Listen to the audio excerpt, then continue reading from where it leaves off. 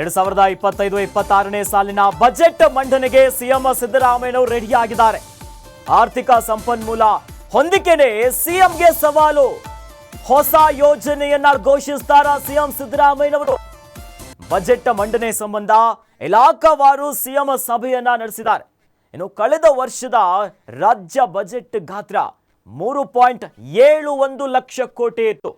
ಈ ವರ್ಷಕ್ಕೆ 4 ಲಕ್ಷ ಕೋಟಿ ಬಜೆಟ್ ಮಂಡಿಸುವಂತ ನಿರೀಕ್ಷೆ ಇದೆ, ಸಾಧ್ಯತೆ ಕೂಡ ಇದೆ.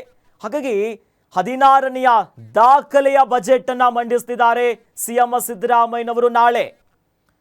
ಇನ್ನು ನೀರಾವರಿ ಯೋಜನೆಗೆ ಅನೇಕ ವಿಚಾರವಾಗಿ ಸಿದ್ದರಾಮಯ್ಯನವರು ಬಜೆಟ್ ಅಲ್ಲಿ ಏನೇನು ಕೊಡಬಹುದು ಅನ್ನುವಂತ ನಿರೀಕ್ಷೆ ಅಂತಂದ್ರೆ, ಕಳೆದ ಬಾರಿ ಬಜೆಟ್ ಗಾತ್ರ 3.71 ಲಕ್ಷ ಕೋಟಿ ಇತ್ತು. ಈ ಬಾರಿ 4 ಲಕ್ಷ ಕೋಟಿ ರೂಪಾಯಿ ಮೌಲ್ಯದ ಬಜೆಟ್ ಅನ್ನ ಮಂಡನೆ ಮಾಡೋ ಸಾಧ್ಯತೆ ಇದೆ. ಶಿಕ್ಷಣ ಇಲಾಖೆ, ಆರೋಗ್ಯ ಕ್ಷೇತ್ರಕ್ಕೆ, ಜೊತೆಯಲ್ಲಿ ಬೆಂಗಳೂರಿಗೆ ವಿಶೇಷವಾಗಿರುವಂತ ಪ್ಯಾಕೇಜ್ ಘೋಷಣೆಯ ನಿರೀಕ್ಷೆ ಇದೆ. ಮುಖ್ಯಮಂತ್ರಿ ಸಿದ್ದರಾಮಯ್ಯ ಅವರು ಮಂಡನೆ ಮಾಡ್ತಾ ಇರುವಂತಹ ಒಂದು ರೀತಿಯ ಐತಿಹಾಸಿಕ ಬಜೆಟ್ ಅಂತಲೇ ಹೇಳ್ಬೋದು. ಯಾಕಂತ ಹೇಳಿದ್ರೆ ರಾಜ್ಯದಲ್ಲಿ ಯಾರು ಕೂಡ 16 ಬಜೆಟ್ಗಳನ್ನ ಮಂಡನೆ ಮಾಡಿಲ್ಲ. ಈಗ ಸಿದ್ದರಾಮಯ್ಯ ಅವರು 16ನೇ ಬಜೆಟ್ ಮಂಡನೆ ಮಾಡ್ತಾ ಇರೋದ್ರಿಂದ ಹೊಸದಂತಹ ರಾಜ್ಯ ರಾಜಕಾರಣದಲ್ಲಿ ಇತಿಹಾಸವನ್ನ ಬರಿತಾ ಇದ್ದಾರೆ. ಅದ್ರ ಜೊತೆಗೆ ಬಹಳಷ್ಟು ನಿರೀಕ್ಷೆಗಳು ಕೂಡ ಇದಾವೆ. ಒಂದು ಕಡೆ ಗ್ಯಾರಂಟಿಗಳಿಂದ ಅಭಿವೃದ್ಧಿಗೆ ಹಣ ಸಿಕ್ತಿಲ್ಲ ಅನ್ನುವಂತಹ ಒಂದು ಆಕ್ಷೇಪ ಮತ್ತೆ ಅಸಮಾಧಾನ ಕೇವಲ ವಿರೋಧ ಪಕ್ಷದ ಶಾಸಕರು ಅಷ್ಟೇ ಅಲ್ಲ, ಆಡಳಿತ ಪಕ್ಷದ ಶಾಸಕರು ಕೂಡ ಹೇಳ್ತಾ ಇರುವಂತದ್ದು.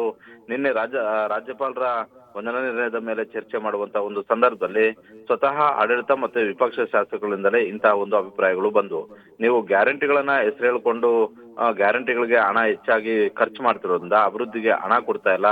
ರಸ್ತೆ ಹಾಕೋದಕ್ಕಾಗಿರ್ಬೋದು, ಆಸ್ಪತ್ರೆ ಕಟ್ಟೋದಕ್ಕಾಗಿರ್ಬೋದು, ಶಾಲಾ ಕಟ್ಟಡಗಳನ್ನ ಕಟ್ಟೋದಕ್ಕಾಗಿರ್ಬೋದು, ಚರಂಡಿ ತೆಗೆಯೋದಕ್ಕೂ ಆಗಿರ್ಬೋದು, ಒಂದೇ ಒಂದು ಕೆಲಸವೂ ಕೂಡ 2 ವರ್ಷದಲ್ಲಿ ಆಗಿಲ್ಲ ಅನ್ನುವಂತಹ ಒಂದು ಅಸಮಾಧಾನವನ್ನ ಬಿಜೆಪಿ ಶಾಸಕರು ವ್ಯಕ್ತಪಡಿಸಿದರು ಚರ್ಚೆಯ ಸಂದರ್ಭದಲ್ಲಿ. ಹೀಗಾಗಿ ಅನಿವಾರ್ಯವಾಗಿ ಕೊಟ್ಟಿರುವಂತಹ ಗ್ಯಾರಂಟಿಗಳನ್ನ ಈಡೇರಿಸಲೇಬೇಕು. ಅದರಲ್ಲೂ ಕಳೆದ 2024ರ ಬಜೆಟ್ ಅಲ್ಲಿ ಸುಮಾರು 56,000 ಕೋಟಿ ರೂಪಾಯಿಗಳ 5 ಗ್ಯಾರಂಟಿಗಳು ಕೂಡ ಬೇಕಾಗುತ್ತೆ ಅನ್ನುವಂಥದ್ದನ್ನ ಅಧಿಕೃತ ಮಾಹಿತಿಯನ್ನ ಮುಖ್ಯಮಂತ್ರಿ ಸಿದ್ದರಾಮಯ್ಯ ಅವರು ಅಂದಿನ ಬಜೆಟ್ ಅಲ್ಲಿ ಹೇಳಿದ್ರು. ಆದ್ರೆ ಈಗ ಆ ಗಾತ್ರ ಹೆಚ್ಚಾಗಬಹುದು ಅನ್ನುವಂತ ಒಂದು ಆತಂಕವೂ ಕೂಡ ಸರ್ಕಾರ ನಡೆಸ್ತಾ ಇರುವಂತಹ ಕಾಂಗ್ರೆಸ್ಗೂ ಇದೆ.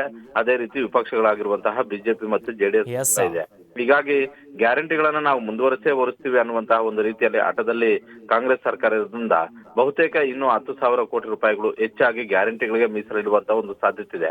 ಇದ್ರ ಜೊತೆಗೆ ಬೆಂಗಳೂರು ಅಭಿವೃದ್ಧಿ ಆಗಿರ್ಬೋದು, ನಗರಾಭಿವೃದ್ಧಿ ಆಗಿರ್ಬೋದು, ಸ್ಥಳ ಜೊತೆಗೆ ಬೇರೆ ಬೇರೆ ಇಲಾಖೆಗಳಿಗೆ ಕೊಟ್ಟಿರುವಂತಹ ಅನುದಾನವನ್ನ 10% ಹೆಚ್ಚು ಮಾಡಬೇಕು ಅನ್ನುವಂತಹ ಒಂದು ಮನವಿ ಕೂಡ ಇದೆ.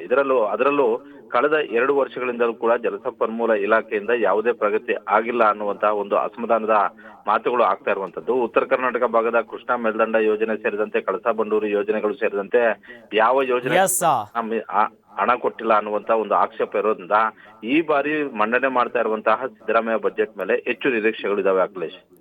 ಧನ್ಯವಾದಗಳು ಮಾರುತಿ ತಮ್ಮೆಲ್ಲ ಮಾಹಿತಿಗೆ.